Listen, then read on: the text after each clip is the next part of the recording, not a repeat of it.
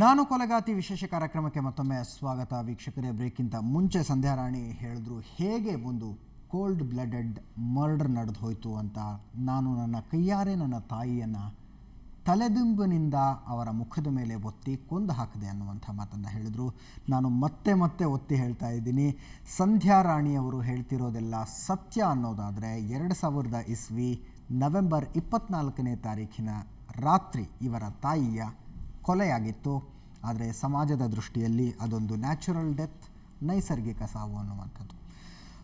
ಕೊಲೆಯಾದ ನಂತರದ ಮನಸ್ಥಿತಿ ಹೇಗಿತ್ತು ಅನ್ನೋದರ ಬಗ್ಗೆ ಸಂಧ್ಯಾ ಭಾಳ ಡಿಟೇಲಾಗಿ ಎಕ್ಸ್ಪ್ಲೇನ್ ಮಾಡ್ತಾಯಿದ್ರು. ಈಗ ನಂತರ ಅವರ ಬದುಕೇನಾಯಿತು ಅನ್ನೋದರ ಬಗ್ಗೆ ಸಂಧ್ಯಾರಾಣಿ ಅವರಿಂದ ಕೇಳೋಣ. ಬಹುಶಃ ಆ ಘಟನೆಗಳ ಬಗ್ಗೆ ಸಂಧ್ಯಾರಾಣಿ ಡಿಟೇಲಾಗಿ ಹೇಳಿದ್ರೆ ಡಾಕ್ಟರ್ ಶ್ರೀಧರ್ ಅವರಿಗೆ ಈ ಯುವತಿಯ ಮಾನಸಿಕತೆಯ ಬಗ್ಗೆ ವಿಶ್ಲೇಷಣೆ ಮಾಡೋದಕ್ಕೆ ಸರಳ ಆಗತ್ತೆ ಅಂತ ಅನಿಸುತ್ತೆ. ಸಂಧ್ಯಾ, ಆಮೇಲೆ ಏನಾಯಿತು? ಹೆಣವನ್ನು ಸುಟ್ಟು ಹಾಕಿದ್ರಿ, ನಿಮ್ಮ ತಾಯಿಯ ಹೆಣವನ್ನು. ಆಮೇಲೆ ನಿಮ್ಮ ಪಾಡಿಗೆ ನೀವಿದ್ರಿ, ನಿಮ್ಮ ಎಜುಕೇಷನ್ ಡಿಸ್ಕಂಟಿನ್ಯೂ ಆಯಿತು. ನಿಮ್ಮ ಜೀವನ ಹೇಗೆ ನಡೀತಾ ಬಂತು ಆಮೇಲೆ? ನಾವು ಹೊಳೆ ನರಸೀಪುರಕ್ಕೆ ಬಂದುಬಿಟ್ವಿ ಸರ್. ನಮ್ಮದು ಹಳೆ ಮನೆ ಇತ್ತು, ನಮ್ಮ ತಂದೆ ವಾಸ ಮಾಡಿದ ಮನೆ. ಆ ಮನೆಯಲ್ಲಿ ನಮ್ಮ ಅತ್ತೆ ಇದ್ದರು, ನಮ್ಮ ತಂದೆ ತಂಗಿ, ಅವ್ರ ಹೆಣ್ಮಕ್ಳು ಇದ್ದರು. ಆವಾಗ ನಮ್ಮ ದೊಡ್ಡಕ್ಕ ಬಂದುಬಿಟ್ಟು ಅವ್ರ ಜೊತೆ ಜಗಳ ಮಾಡಿ ನನಗೆ ಈ ಮನೆ ಬೇಕು ಬಿಟ್ಕೊಡಿ ಅಂತ ಸುಮ್ಮನೆ ಮಾತಲ್ಲಿ ಕೇಳಿದ್ರು. ಅವರು ಆಗಲ್ಲ, ನಾವು ಇಷ್ಟು ವರ್ಷದಿಂದ ಮನೆಯಲ್ಲಿ ದೀಪ ಉರಿಸ್ಕೊಂಡಿದ್ದೀವಿ, ನಿಮಗೆ ಬಿಡೋಕ್ಕಾಗಲ್ಲ ಅಂತೇಳಿ ಹಂಗೆ ಮಾತುಕತೆ ನಡೀತು. ಮತ್ತು ಸುಮ್ಮನೆ ಆಗಿಬಿಟ್ಲು ನಮ್ಮಕ್ಕ. ಅವಳು ಬೆಂಗಳೂರಿಗೆ ಹೋಗ್ಬಿಟ್ಲು ನಮ್ಮನ್ನ ಹಳೆ ಮನೆಯಲ್ಲಿ ಬಿಟ್ಟು. ಆವಾಗ ನಮ್ಮಮ್ಮ ಸತ್ತಾಗ ನಮ್ಮಮ್ಮನ ಸಾಯಿಸೋದಕ್ಕೆ ಮುಂಚೆ ನಾನೊಂದು ತೀರ್ಮಾನ ಮಾಡ್ಕೊಂಡಿದ್ದೆ ನನ್ನ ಮನಸ್ಸಿನಲ್ಲಿ. ನಾನು ಬದುಕಿದ್ದು ನಮ್ಮಮ್ಮ ಫಸ್ಟು ನಮ್ಮಮ್ಮನ ಸಾಯಿಸ್ಬಿಟ್ಟು ನಾನು ಸೂಸೈಡ್ ಮಾಡಿಕೊಂಡು ಸಾಯಬೇಕು. ಇಲ್ಲ ಅಂತಂದರೆ ನಮ್ಮ ಅಮ್ಮನ ಫಸ್ಟು ಸಾಯಿಸ್ಬಿಟ್ಟು ಆಮೇಲೆ ನಾನು ಫಸ್ಟು ಸೂಸೈಡ್ ಮಾಡಿಕೊಂಡು ಸತ್ತೋಗ್ಬಿಟ್ಟು ನಮ್ಮಮ್ಮ ಆದಮೇಲೆ ಬದುಕಿದ್ರೆ ನಾನು ಇದ್ದಾಗಲೇ ನನ್ನ ಕಣ್ಮುಂದೆ ಇಷ್ಟು ಹಿಂಸೆ ಕೊಡೋರು ನಾನು ಸತ್ತೋದ್ಮೇಲೆ ಇವ್ರು ಇನ್ಯಾವ ಥರ ನೋಡ್ಕೋತಾರೆ ಅನ್ನೋ ಒಂದು ಆಲೋಚನೆ ನನಗಿತ್ತು. ಅದಕ್ಕೆ ನಾನು ಅದನ್ನು ಮಾಡಿಬಿಟ್ಟೆ. ಆಮೇಲೆ ನಾನು ಊರಿಗೆ ಬಂದಾಗ ನನಗೆ ದುಃಖ ಜಾಸ್ತಿ ಆಯಿತು. ನಾನು ಹಿಂಗೆ ಮಾಡಿದ್ನಲ್ಲ, ನಾನು ಆ ಥರ ತೀರ್ಮಾನ ಮಾಡ್ದಂಗೆ ನಾನು ಮಾಡಬೇಕು, ನನಗೆ ಇಷ್ಟ ಇಲ್ಲ ಈ ಅಕ್ಕಂದಿರೇ ನನಗೆ ಬೇಡ, ನನಗೆ ಇಷ್ಟ ಇಲ್ಲ ಈ ಅಕ್ಕಂದಿರ ಜೊತೆ ಜೀವನ ಮಾಡೋಕ್ಕೆ ಅಂತೇಳಿ ನಾನು ಸೂಸೈಡ್ ಮಾಡ್ಕೋಬೇಕು ಅಂತ ಪೆನೈಲ್ ತೊಗೊಬಂದು ಕುಡಿದ್ಬಿಟ್ಟೆ ಸರ್. ನಮ್ಮ ಅಕ್ಕ ಬೆಂಗಳೂರಿಗೆ ಬಂದಿದ್ಲು, ನಾನು ಅಲ್ಲಿ ಬಿಟ್ಟುಬಿಟ್ಟು ಇಬ್ಬರನ್ನೂ ಬಿಟ್ಬಿಟ್ಟು ಆವಾಗ ನಾನು ಪೆನೈಲ್ ತೊಗೊಬಂದು ಕುಡಿದ್ಬಿಟ್ಟು ಯಾರಿಗೂ ಹೇಳ್ತೀರ ಮಲ್ಕೊಬಿಟ್ಟಿದ್ದೆ. ಆಮೇಲೆ ಇದ್ದಕ್ಕಿದ್ದಂಗೆ ವಾಂತಿ ಆಗಿ ಸ್ಮೆಲ್ಲೆಲ್ಲ ಬಂದುಬಿಟ್ಟು ಎಲ್ಲರಿಗೂ ಗೊತ್ತಾಗ್ಬಿಡ್ತು ನಾನು ಟ್ರೈ ಮಾಡಿದ್ದೀನಿ ಸೂಸೈಡ್ ಮಾಡ್ಕೊಳ್ಳೋಕ್ಕೆ ಅಂತ. ಆವಾಗ ಎಲ್ಲರೂ ಹಾಸ್ಪಿಟ್ಲಿಗೆ ತಗೊಂಡು ಹೋಗ್ಬಿಟ್ಟು ನನಗೆ ಸೋಪಿಂದು ನೊರೆ ಇದು ನೀರು ಕುಡಿಸ್ಬಿಟ್ಟು ಎಲ್ಲ ನನ್ನ ಸೇವ್ ಮಾಡಿದ್ಮೇಲೆ ಎಲ್ಲರೂ ಕೇಳಿದ್ರು ಯಾಕೆ ಹಿಂಗೆ ಮಾಡಿದೆ ಅಂತ. ನನಗೆ ಏನು ಹೇಳಬೇಕು ಅಂತ ನಾನು ಈ ಥರ ನಾನು ತೀರ್ಮಾನ ಮಾಡಿದ್ದೆ ನನ್ನ ಮನಸ್ಸಿನಲ್ಲಿ ಅಂತ ನಾನು ಯಾರ ಹತ್ರ ಹೇಳ್ಕೊಳಕ್ಕಾಗಲಿಲ್ಲ. ನನ್ನ ದುಃಖ ಹೆಚ್ಚಾಗ್ತಾ ಇತ್ತು ಎಲ್ಲರೂ ಕೇಳುವಾಗ. Hole Narasipura police station complaint ಏನಾರು ಆಗಿತ್ತಾ? ನೀವು ಸೂಸೈಡ್ ಅಟೆಂಪ್ಟ್ ಮುಂದೆ ಹೇಳ್ತೀನಿ ಸರ್. ಅದಾದಮೇಲೆ ನಾನು ಅವ್ರ ಹತ್ರ ಹೇಳಿದೆ, ನಮ್ಮ ಅಮ್ಮಂದು ನೆನಪು ಬಂತು, ಅದಕ್ಕೆ ನನಗೆ ನೋವು ಜಾಸ್ತಿಯಾಗಿ ನಾನು ಮಾಡಿಕೊಂಡೆ ಅಂತ ಹೇಳಿದೆ. ಆಮೇಲೆ ಎಲ್ಲ ನಿಜ ಅಂತ ಸುಮ್ಮನೆ ಆಗಿಬಿಟ್ರು. ನನ್ನ ಮಕ್ಕ ಹೇಳಿದ್ಲು, ಜಾಸ್ತಿ ಹೇಳಬೇಡ, ನೀನು ಹತ್ತಷ್ಟು ಎಲ್ಲರಿಗೂ ಡೌಟ್ ಬರುತ್ತೆ, ಇಲ್ಲಿ ಸುಮ್ಮನೆ ಇರು ಅಂತ ಹೇಳ್ಬಿಟ್ಟು ಸುಮ್ಮನೆ ಇರಿಸಿದ್ಲು. ಅದಾದಮೇಲೆ ಹಾಸ್ಪಿಟ್ಲಿಂದ ಮನೆಗೆ ಬಂದಮೇಲೆ ಅವ್ರು ನನ್ನ ಬಿಟ್ಟು ಎಲ್ಲೂ ಹೋಗಲಿಲ್ಲ, ಮತ್ತೆ ಟ್ರೈ ಮಾಡಿಬಿಡ್ತಾಳೆ ಇವಳು ಅಂತೇಳಿ ಸ್ವಲ್ಪ ನನ್ನ ಜೊತೆನೇ ಇರೋಕ್ಕೆ ಶುರು ಮಾಡಿದ್ರು. ಅಲ್ಲಿವರೆಗೆ ಹಳೆ ಮನೆಯಲ್ಲೇ ಇದ್ವಿ. ಆವಾಗ ನಮ್ಮಮ್ಮನ ದುಡ್ಡೆಲ್ಲ ಬಂತು, ನನ್ನ ಅಕ್ಕನಿಗೆ ಕೆಲಸ ಬಂತು, ನನ್ನ 2ನೇ ಅಕ್ಕನಿಗೆ ಕೆಲಸ ಬಂದಾಗ ಕಾರ್ಕಳಗೆ ಹೋಗಿ ಅವಳು ಜಾಯಿನ್ ಆದ್ಲು. ಕಾರ್ಕಳದಲ್ಲಿ ಡ್ಯೂಟಿ ಮಾಡ್ತಾಯಿದ್ಲು. ಅದಾದಮೇಲೆ ನಾನು 1 ವರ್ಷ ಆದಮೇಲೆ ನಮ್ಮ ಅಕ್ಕನ ದುಡ್ಡೆಲ್ಲ ಬಂದಮೇಲೆ 3.5 ಲಕ್ಷ ಬಂತಂತೆ ಸರ್. ಆವಾಗ ಎಲ್ಲ ದುಡ್ಡು ಹಾಕಿ ಮನೆ ಕಟ್ತೀನಿ ಅಂತ ಮನೆ ಕಟ್ಸಿದಾಗ ಆ ಮನೆಯಲ್ಲಿ ನನ್ನ 2ನೇ ಅಕ್ಕನ ಬಿಟ್ಟುಬಿಟ್ಟು ಅವಳು ಬೆಂಗಳೂರಿಗೆ ಬಂದು ಅವಳ ಗಂಡ ಮನೆಯಲ್ಲಿ ಇದ್ಲು ಸರ್. ಆಮೇಲೆ ಇವಳು ನನ್ನ ಸರಿಯಾಗಿ ನೋಡ್ಕೊಳ್ತಾ ಇರಲಿಲ್ಲ, ತುಂಬಾ ಜಗಳ ಮಾಡ್ತಾಯಿದ್ಲು. ಆವಾಗ ನಮ್ಮಮ್ಮ ಇದ್ದಂಥ ಸಮಯದಲ್ಲಿ ನನ್ನ ಜೊತೆ ಹೇಗೆ ಬಿಹೇವ್ ಮಾಡ್ತಾ ಇದ್ಲು, ನಮ್ಮ ಅಮ್ಮನ ಜೊತೆ ಹೇಗೆ ಕ್ರೂರವಾಗಿ ನಡ್ಕೋತಾ ಇದ್ಲು, ಅದೇ ಸ್ವಭಾವನ ಮತ್ತೆ ಅವಳು ಕಂಟಿನ್ಯೂ ಮಾಡಿದ್ಲು ನನ್ನ ಜೊತೆನೂ. ಆವಾಗ ನನಗನ್ನಿಸ್ತು, ನಾನು ಈ ಥರ ಇರಬೇಕು, ಈ ಥರ ಇವ್ರ ಜೊತೆ ಹಿಂಗೆ ಜೀವನ ಪರ್ಯಂತ ನಾನು ಕಚ್ಚಾಡ್ಕೊಂಡಿರ್ಬೇಕು ಅಂತ ನಾನು ಈ ಥರ ಮಾಡಲಿಲ್ವಲ್ಲ, ನನಗೆ ಅದರಿಂದ ಏನು ಉಪಯೋಗ ಇಲ್ಲ, ನಾನು ಯಾಕೆ ಇವ್ರ ಜೊತೆ ಈ ಥರ ಸಾಯ್ತಾ ಇದ್ದೀನಿ, ನನಗೆ ಬೇಡ, ಇವ್ರು ಅಕ್ಕಂದಿರೇ ಬೇಡ ನನಗೆ ಅಂತೇಳಿ ನಾನು ಜಗಳ ಮಾಡಿಕೊಂಡು ಮನೆ ಬಿಟ್ಟು ಬಂದುಬಿಟ್ಟೆ.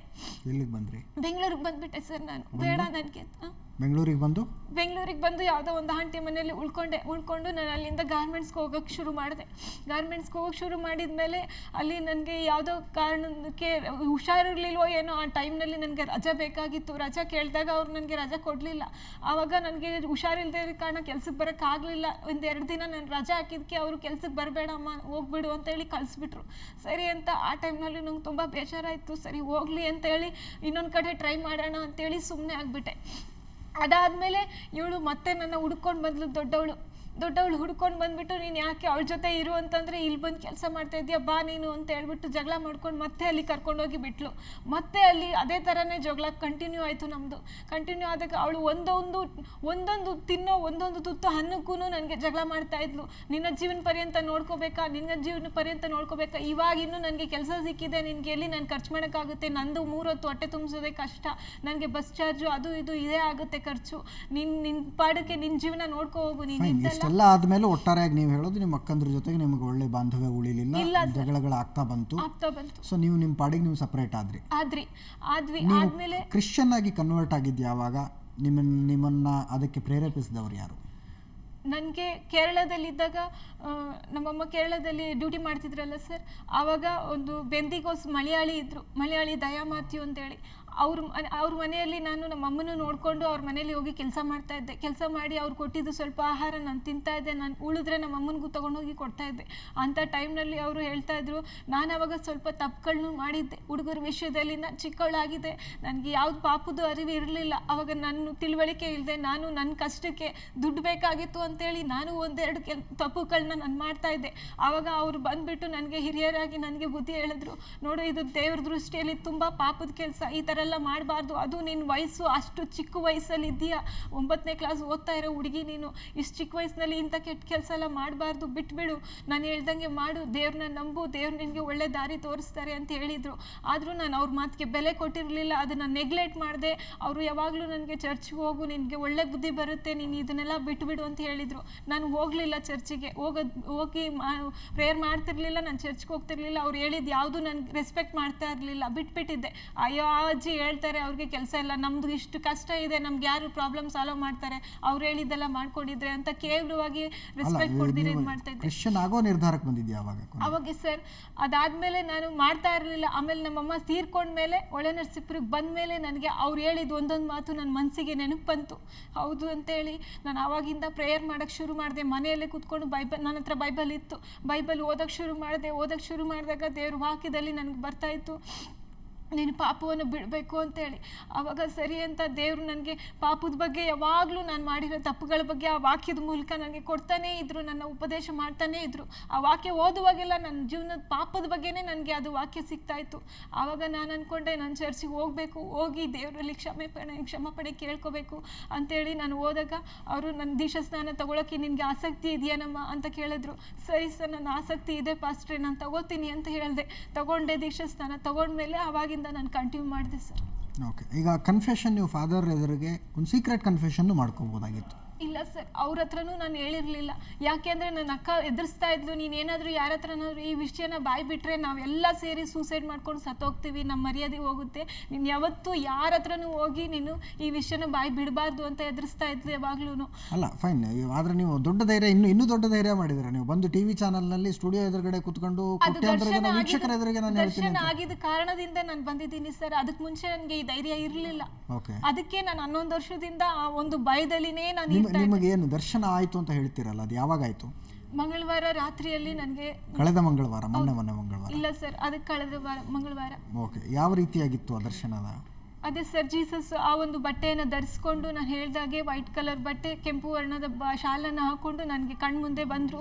ಅವ್ರ ಮುಖ ಒಂಥರ ತುಂಬ ಭಯಂಕರವಾಗಿ ಪ್ರಜ್ವಲವಾಗಿ ಪರಿಶುದ್ಧತೆಯಿಂದ ಕಾಣ್ತಾ ಇತ್ತು, ಬೆಂಕಿಯ ರೂಪದಲ್ಲಿ ಇತ್ತು.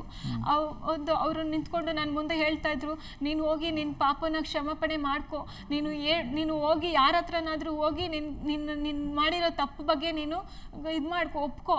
ಆವಾಗ ಅದು ಏನಾಗುತ್ತೋ ಮುಂದೆ ಏನಾಗುತ್ತೋ ಅದನ್ನು ನಾನು ಬದಲಾಯಿಸ್ತೀನಿ, ಆ ಸ್ಥಿತಿಯನ್ನು ನಿನ್ನ ನಿನ್ನನ್ನು ಬಿಡುಗಡೆ ಮಾಡ್ತೀನಿ, ನಾನು ನಿನ್ನ ಕ್ಷಮಾಪಣೆ ಮಾಡ್ತೀನಿ, ನೀನು ಹೋಗಿ ಅವ್ರು ಹೇಳೋದು ನಿನ್ನ ಕರ್ತವ್ಯ, ನಾನು ನಿನಗೆ ಆಜ್ಞೆ ಮಾಡ್ತಾ ಇದ್ದೀನಿ, ನೀನು ಹೋಗಿ ಹೇಳು ಅಂತ ಹೇಳಿ ನನಗೆ ಆ ಒಂದು ಇದನ್ನು ಕೊಟ್ಟರು, ಆಜ್ಞೆನ ಕೊಟ್ಟರು. ಆವಾಗ ಅಷ್ಟು ಮಾತ್ರ ಅಲ್ದಿರ ನಿನ್ನ ಅಕ್ಕಂದಿರು ಈ ಕೊಲೆಯಲ್ಲಿ ಪಾಲುಗಾರರಾಗಿರೋದ್ರಿಂದ ನೀನು ನರ್ಕಕ್ಕೆ ಹೋಗೋದಲ್ಲ, ನಿಮ್ಮ ಅಕ್ಕಂದಿರೂ ನರ್ಕಕ್ಕೆ ಹೋಗ್ತಾರೆ, ನರ್ಕದ ಹಾದಿಯಲ್ಲಿ ಇದ್ದಾರೆ, ಅವ್ರಿಗೂ ನೀನು ಹೋಗಿ ಈ ವಿಷಯನ ಹೇಳಿ ಕ್ಷಮಾಪಣೆ ಮಾಡ್ಕೊಳ್ಳಿ, ನಿಮ್ಮ ತಪ್ಪನ್ನ ಒಪ್ಕೊಳ್ಳಿ, ಪಶ್ಚಾತ್ತಾಪ ಪಡಿ ಅಂತ ನೀನು ಪ್ರೇರೇಪಣೆ ಮಾಡು, ಅವ್ರಿಗೆ ಹೇಳು ಅಂತ ಹೇಳಿ. ನಾದನ್ ಅವರು ನಿಮ್ಮನ್ನೇನೋ ಕೇಳಬೇಕು. ಈಗ ಅಮ್ಮ ನೀವು ಹೇಳಿದ್ಯಮ್ಮ, ಈಗ ದರ್ಶನ ಬರೋಕ್ಕೆ ಮುಂಚೆ ನೀವು ನಿಮ್ಮ ಅಕ್ಕಂದಿರ ಹತ್ರ ಹೇಳಿದ್ರೆ ಒಂದು ವೇಳೆ ಅವರು ಸೂಸೈಡ್ ಮಾಡ್ಕೊಂಡಿದ್ರೆ ಅಂತ ಒಂದು ಭಯ ಇತ್ತಲ್ಲ, ಈಗ ದರ್ಶನ ಆದಮೇಲೆ ಈಗ ಮೀಡಿಯಾದಲ್ಲಿ ಮಾತಾಡುವಾಗ ಅವ್ರಿಗೆ ಈ ಥರ ಏನಾದರೂ ತೀರ್ಮಾನ ಮಾಡ್ಕೊಳ್ಳೋಕ್ಕೆ ಏನಾದರೂ ಒಂದು ಅವಕಾಶ ಬರಲ್ವಾ? ಅಲ್ಲ, ಅದರ ಬಗ್ಗೆ ನಿನಗೆ ಯೋಚನೆ ಮಾಡಲಿಲ್ವಮ್ಮ? ನನಗೆ ಜೀಸಸ್ ಮೇಲೆ ತುಂಬ ನಂಬಿಕೆ ಇದೆ ಸರ್. ಜೀಸಸ್ ಆ ಥರ ಏನೂ ಆಗದೆ ಇರೋಕ್ಕೆ ಒಂದು ಬಿಡುಗಡೆಯನ್ನು ಕೊಡ್ತಾರೆ, ಅವ್ರಿಗೆ ಆ ಥರ ಆಗಬಾರ್ದು ಅಂತ ಅವ್ರು ತಡೀತಾರೆ. ಆ ಒಂದು ಶಕ್ತಿ ಜೀಸಸ್ಗೆ ಇದೆ ಅಂತ ನಾನು ನಂಬಿದೆ ಸರ್. ಓಕೆ, ಸೊ ಜೀಸಸ್ಸನ್ನು ನಂಬಿಕೊಂಡು ಒಂದು ಬಹಿರಂಗವಾಗಿ ಕನ್ಫೆಷನ್ಗೆ ಸಂಧ್ಯಾರಾಣಿ ಅವರು ಬಂದಿದ್ದಾರೆ. ಇದನ್ನು ಒಂದು ವಿಶ್ವಾಸ ಅರಿಕೆ ಎಂದು ಕೂಡ ನಾವು ಹೇಳಬಹುದು. ಎಸ್ ಇಲ್ಲ ಫಾದರ್, ನಾನು ಬರ್ತೀನಿ ಆ ವಿಷಯಕ್ಕೆ. ತುಂಬ ಕುತೂಹಲ ಇದೆ ನನಗೆ. ಈ ರೀತಿಯಾಗಿ ಏನು ಕನಸಿನಲ್ಲಿ ಜೀಸಸ್ ದರ್ಶನ ಕೊಡುವಂಥದ್ದು ಹಲವರಿಗೆ, ಅಂದರೆ ಅವರವರ ನಂಬಿಕೆಯ ಪ್ರಕಾರ ಕೆಲವೊಬ್ಬರಿಗೆ ಜೀಸಸ್ ದರ್ಶನ ಕೊಡ್ಬೋದು, ಇನ್ನು ಕೆಲವೊಬ್ಬರಿಗೆ ಅಲ್ಲ ಕೊಡ್ಬೋದು, ಇನ್ನು ಕೆಲವೊಬ್ಬರಿಗೆ ದೇವರು ದರ್ಶನ ಕೊಡಬಹುದು. ಆ ರೀತಿಯಾಗಿ ದರ್ಶನಗಳನ್ನು ಫಾದರ್ ಯಾವ ರೀತಿಯಾಗಿ ವಿಶ್ಲೇಷಿಸ್ತಾರೆ ಮತ್ತು ಡಾಕ್ಟರ್ ಶ್ರೀಧರ್ ಯಾವ ರೀತಿಯಾಗಿ ವಿಶ್ಲೇಷಿಸ್ತಾರೆ ಅದನ್ನು ತಿಳ್ಕೊಳ್ಳೋದ್ರ ಬಗ್ಗೆ ತುಂಬ ಕುತೂಹಲ ಇದೆ ನನಗೆ. ಅದರ ಬಗ್ಗೆ ಪ್ರಶ್ನೆ ಮಾಡ್ತೀನಿ. ಅದಕ್ಕಿಂತ ಮುಂಚೆ ಇನ್ನೊಂದು ಸಣ್ಣ ಬ್ರೇಕ್.